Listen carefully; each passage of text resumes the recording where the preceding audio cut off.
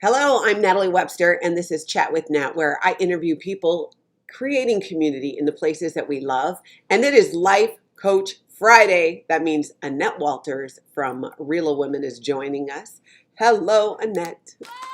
Hello, Natalie. I am so excited to see you again. It's always a fun time. It is. I love Life Coach Friday because if you don't know, Annette's actually my personal life coach as well. So this is how I actually get extra sessions out of her. We're Tricky. pretty much going to talk about my issues. But today, what we're talking about for Life Coach Friday is we're talking about being at your wits' end. You know, when you get to that point where you're overwhelmed, you don't see a way out of it, you are not seeing your options, it feels overwhelming. What do you do? What do we do when we're at our wits end? Because I think many of us have been there many times. And I know, Annette, you have recently gotten a new puppy, and I feel like possibly that puppy's pushed you to your wits end. You know, you're Mhm. just you don't really expect maybe that it's going to be as much work as it is, and then it is. How's it going with that puppy? Oh, holy buckets. Yeah, had I realized that this was going to be very similar, and I don't want to disparage any of you women who have newborns right now, but this is what it reminds me of is when my baby 22 years ago was a newborn. And I just wasn't expecting it to be like this. I mean, the first 3 weeks, I was up every 3 hours to let him out to pee. So I wasn't feeding, but I was letting him pee. And, it's that lack of sleep and then the crying and the barking. And I thought I was going to be able to really, I do a lot of writing and a lot of creating. And with that going on and these interruptions, it's been very difficult to do. And so having this puppy has blown all of my expectations as to what was going to happen during this period of time. So it has yeah, that puppy is something else.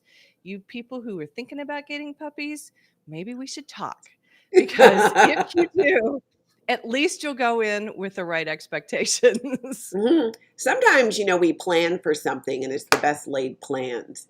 If, getting a new puppy, having my oldest just had a baby, and it's very overwhelming. You can prepare as much as you think you can, or, I have people who are moving and feel like they're at their wits' end because there's all these moving parts. So Mhm. it's we can't even really plan to be at our wits' end. It just feels like it kind of just happens, where random things come into motion and we get busy and feel overwhelmed. So what is a person to do, and that when they're feeling that way, just kind of overwhelmed and like I'm not sure what I'm going to do here. Well, let's back up a little bit, just slightly, and let's talk about how we get to our wits' end and how we know that we're at our wits' end. Hmm. Um, some of the things that, especially because I got to walk through this Sunday and Monday this last week. I mean, I'm literally in the vet's office getting second round of shots in Hmm. tears, going, I can't handle this, and I don't know why. Now, for somebody who's been trained like I have, it is so surprising to me. And, one of the thoughts that goes through my head is it shouldn't be like this. This shouldn't happen.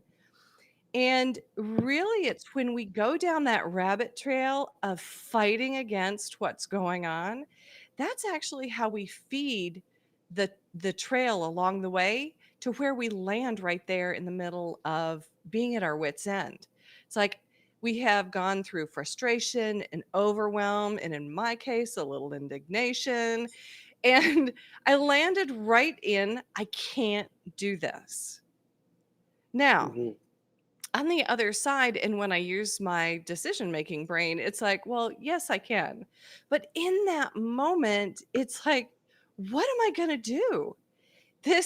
I don't see any options. I can't see straight. And so what happens? Do you remember the last time you were at your wits' end? Do you have any inclination as to what you did?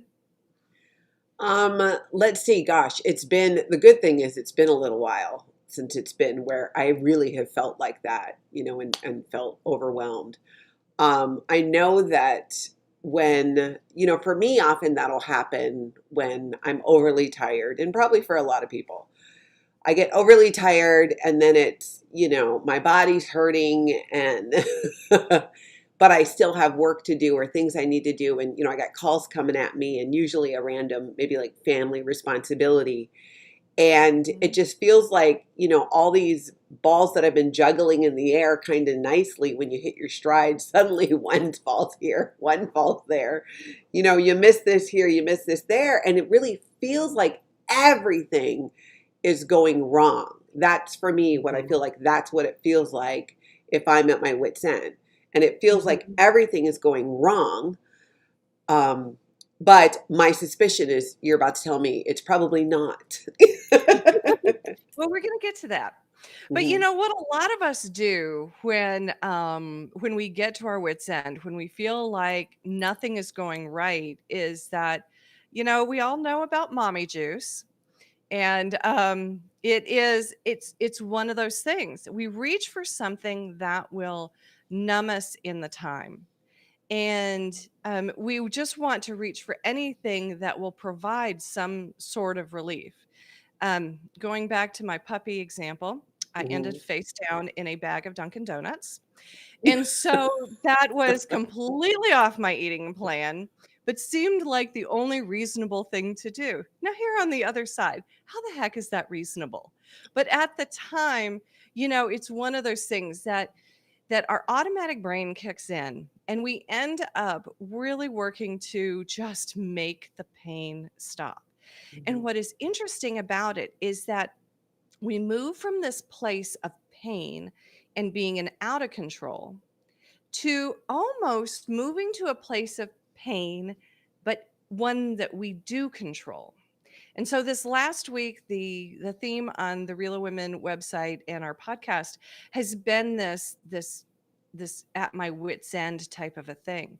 And as I really started investigating it and even looking back on what happened around me, and I hate to use the word to me with this puppy because I do know better, but it's the way we talk to ourselves is that we almost want to swap something that we feel like we don't control for something that we do control, even if it creates pain. And So, for so if it example, is, the donut jumping into whatever the unhealthy behavior is. mm-hmm. Okay, got So, it. I assure you those donuts were not good for me and my gut didn't like them. But in the moment that it felt really good, but I was swapping pain for pain. If you're drinking a bottle of wine at night, you're more sluggish, maybe a hangover the next day.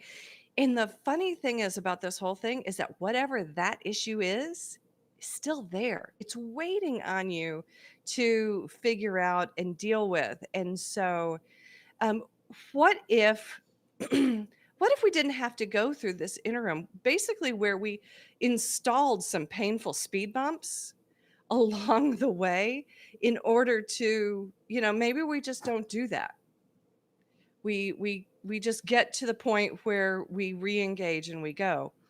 Um, But how do we and do so that? How do you go from, face down in a bag of donuts because you're just overwhelmed and, at your wit's end, like we're talking about, to, Mhm. to not turning the page of going, okay, I'm feeling overwhelmed, so I'm going to eat six cookies, which then just makes me feel worse. But in the Ultimately, moment, we trick ourselves into thinking that, or like you said, a bottle of wine, we trick ourselves into thinking that that's going to help and it doesn't. It actually makes it worse. mhm. Yeah, and we're gonna get plenty of people who argue with us that go, "Oh no, no, no, no, that makes everything better," because or maybe I take a nap and I wake up and then um, I can handle this now. But what has happened when we use these things in order to get back to whatever we've decided that we're invested and interested in fixing, solving, or addressing? Is that we have turned down the volume on all of those thoughts going through our heads, all of the negative ones that are telling us, like I said before, I can't do this. This is all their fault. Why in the world did this land at my doorstep? While we have those kind of echoing in our heads, it's no wonder that we feel crappy. it's no wonder that we may crank up the anxiety or the um, the frustration. And when that happens, our brains, this whole overwhelm where we just want to shut down, is perfectly normal, because what our brains is doing is that it's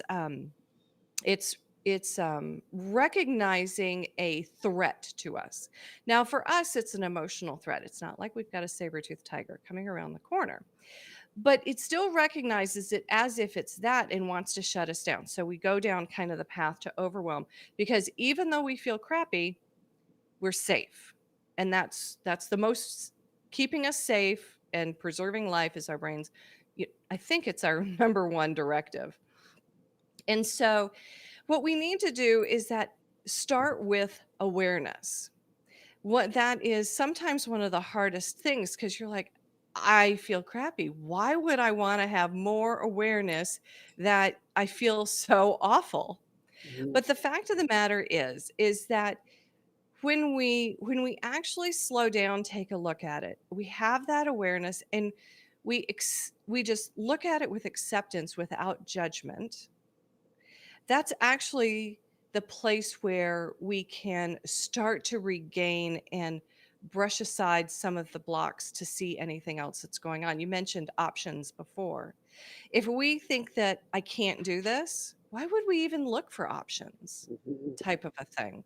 And at that moment, our brain wouldn't be convinced that we could see them anyway, even if we looked for them. So the first step is awareness and allowing it without judgment.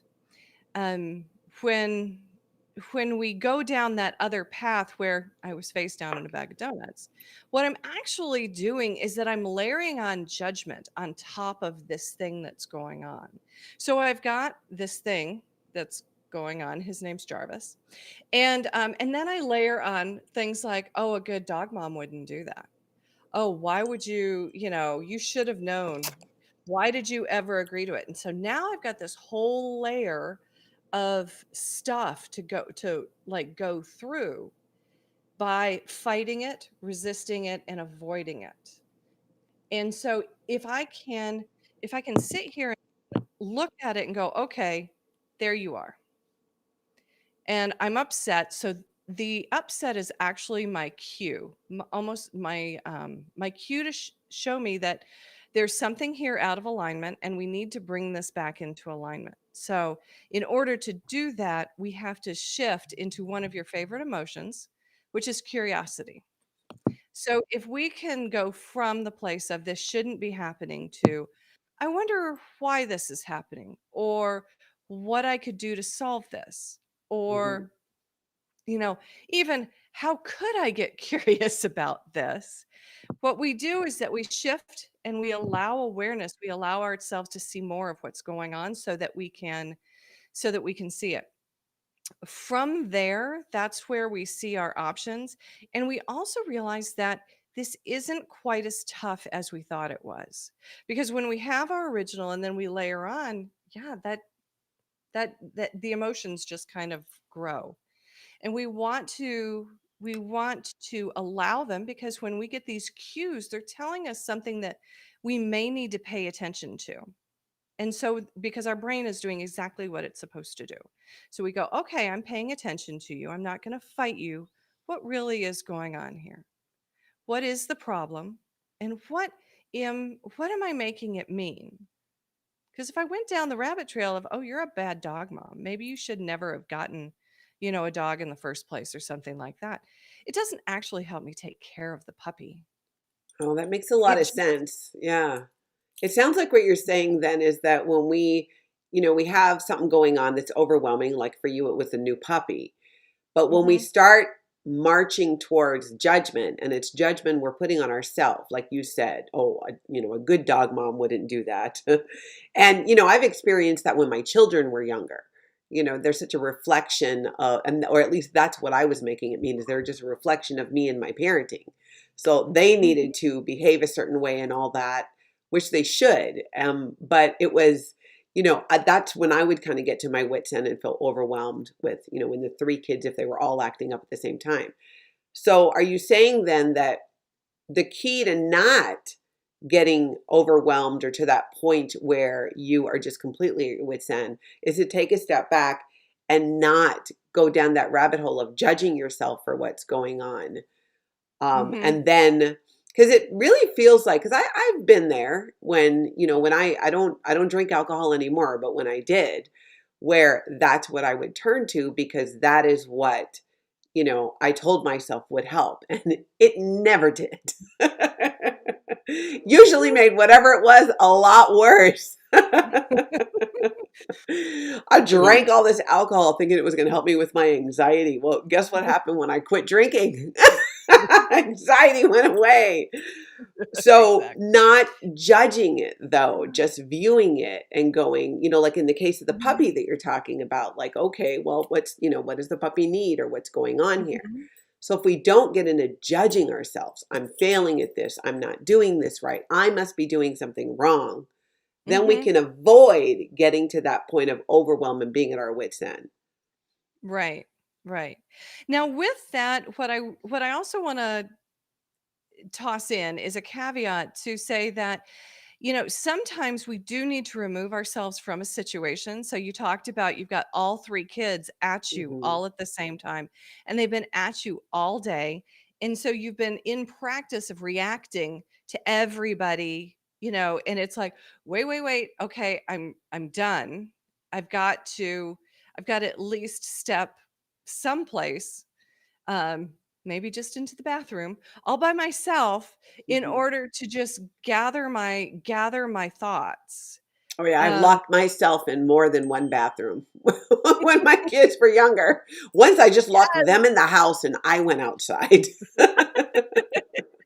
exactly. They're safe. They're fine. But, They were safe sometimes from me. mommy needs a moment.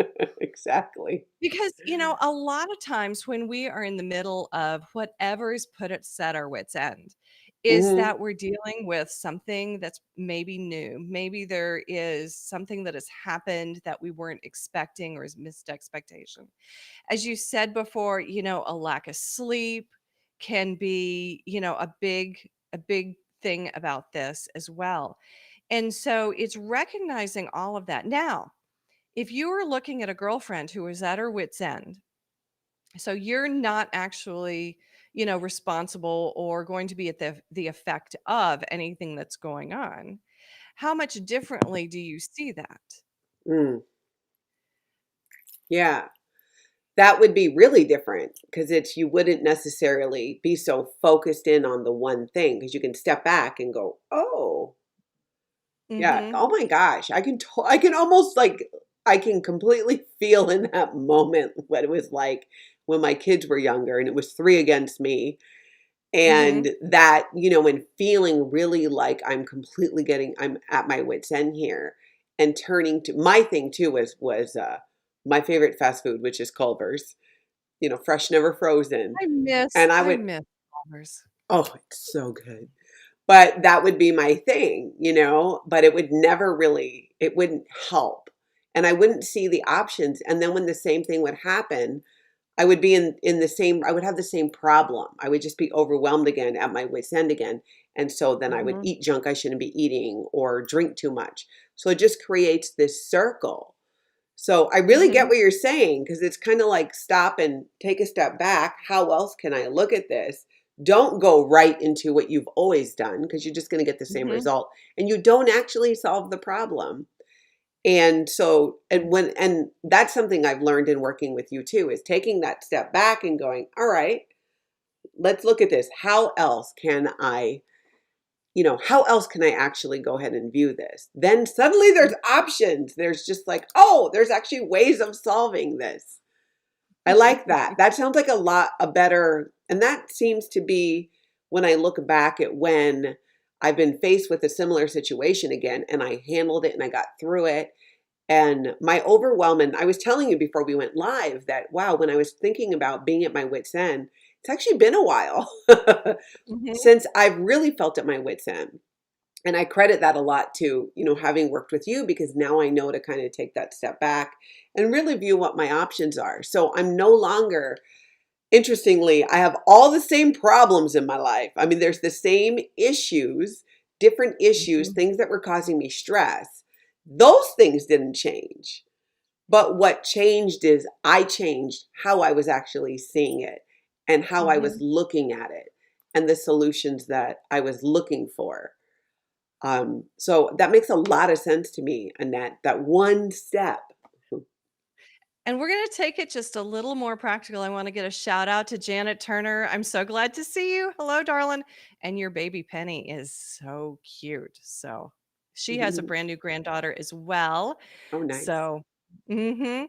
So let's talk about this pause because some Hmm. people might be looking at us going, "Yeah, that sounds all good and fine, but you Hmm. don't know how bad this is. There's no way I can take a pause." Yeah. So, as you have had issues come up over the last 6 months, I've seen the same thing, the same change in you, where you were willing to step back and take that pause. Hmm. Can you walk us through practically what that looks like or what you might think or remember to think in the moment? Yeah, one of the things that, you and I have been working on that you've helped me a ton on, and probably the biggest thing in my last year where I've come close to, well, I did hit my wits end. It's probably the last time that I can really remember doing that has been in dealing, with I have some physical challenges. And I was feeling really overwhelmed by it. I was just like, this is just gonna suck. Am I how long, what if I'm not able to walk again? 2.5 years ago, I lost my ability to walk and I got that back and it's better. But a 10K is not in my future necessarily. And I was just really, each time something would happen where I'd have a flare up and I would have a hard time with my knees, it would affect my mobility in some ways. I would feel overwhelmed, upset. I'd cry because I was just thinking, this is my future. And how many years do I have left before, what if I can't walk again? There's that fear. And in working with you, that is a big thing that I overcame because I realized I was missing all my options. And when I realized that, what I did is I took a step back and I went, okay, what's happening here? All right.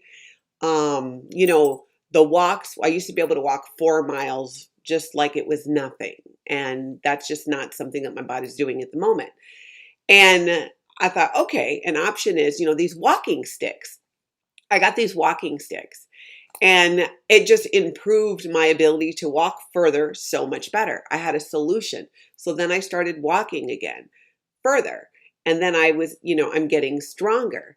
And there's still the issues. I still have the same challenges. But here's the crazy thing that happened, Annette. I stopped feeling overwhelmed by it. I stopped feeling like it was being done to me. And I started feeling like, okay, this is what my challenge is. And it became fun to figure out how I'm going to, how I'm going to get over, how I'm going to, have a workaround. So whether it's, using my walking sticks, which I was really opposed to for a while, but those, if I need a mobility aid like that, just doing it and Mhm. being able to do the things that I want to do, using those aids. And I wasn't using that as an option because I wasn't seeing it because I was so overwhelmed by the idea that there might be a time where my body might give out, where my legs aren't going to work because it's happened before and I'm still dealing with the same issue. And now I'm like, oh, okay, I'm just going to take my sticks with me when I walk. I got an e-bike. So now I can bike. I bike 16 miles because when it's challenging and I'm having a harder time with my knees or my legs get an idea of their own, I just hit the throttle. And I can make it home. I found Mhm. I love walking on the trail, but sometimes I was not walking because I wasn't sure how far I could go. Well, I found another spot to walk that's in a circle.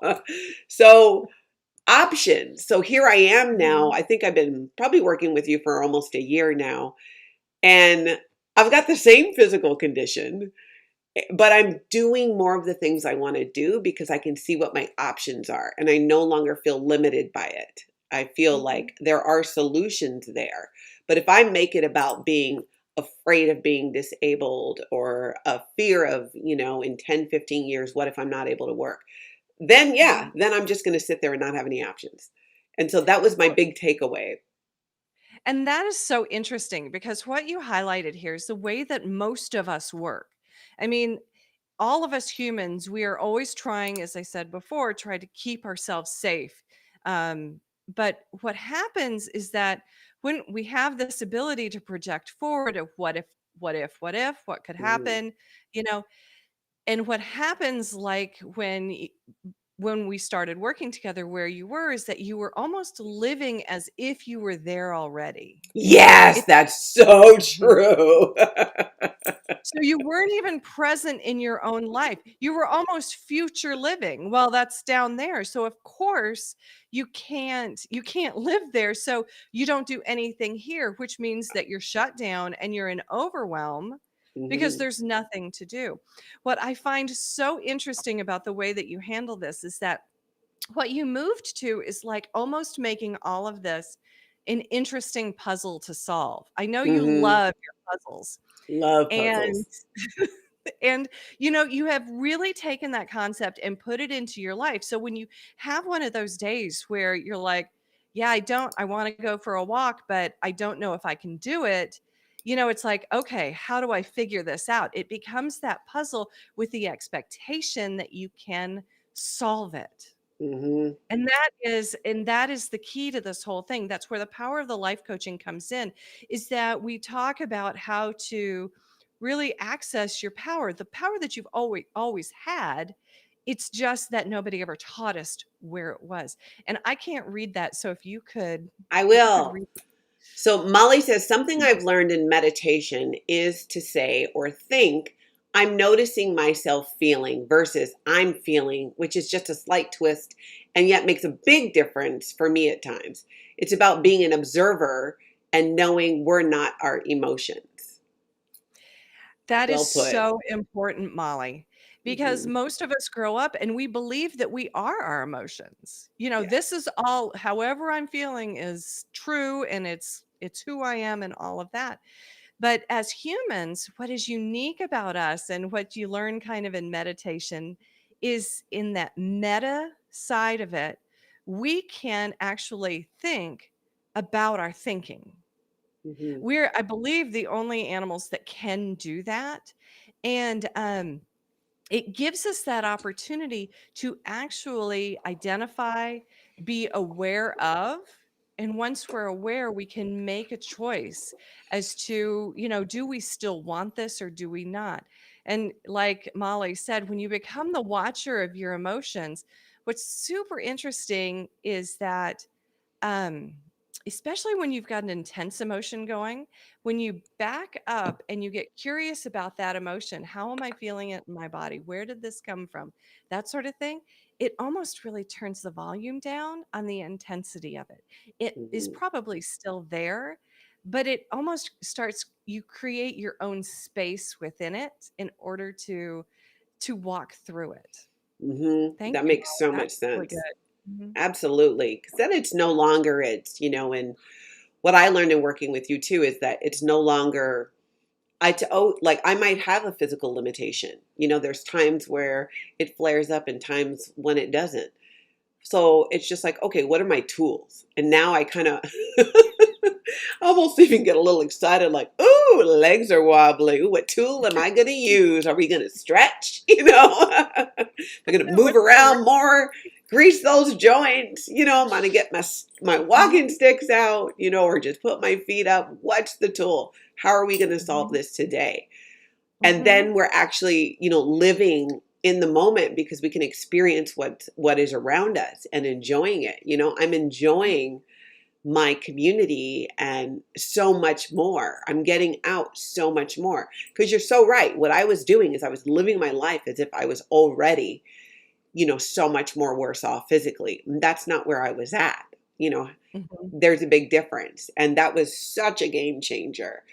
And it's just that it's everything, observing it, how we look at it, just everything. So I mhm. absolutely love how you put that. And I think those are some really good tools that anyone can use when they're feeling overwhelmed or at their wits' end with just about anything. I have a few good situations that I think I'm going to introduce people. I'm going to send them this video. I think it'll Exactly. help. Yeah. So, yeah, Yeah, so, and if this strikes a chord with you, and you'd like to learn a little bit more about life coaching, I am accepting new one-on-one coaches as of right now. And so if you'd like to explore, there's a free consultation. It's the Let's Chat button at the top right-hand corner of every relowomen.com webpage. I am a whole life coach. And so, because in relocation, what are you moving? You're moving your whole life. So whether you've relocated or not, um, let's have a chat. If this rings true for you and this sounds like it could work, let's talk about more tools that you can use in your life today.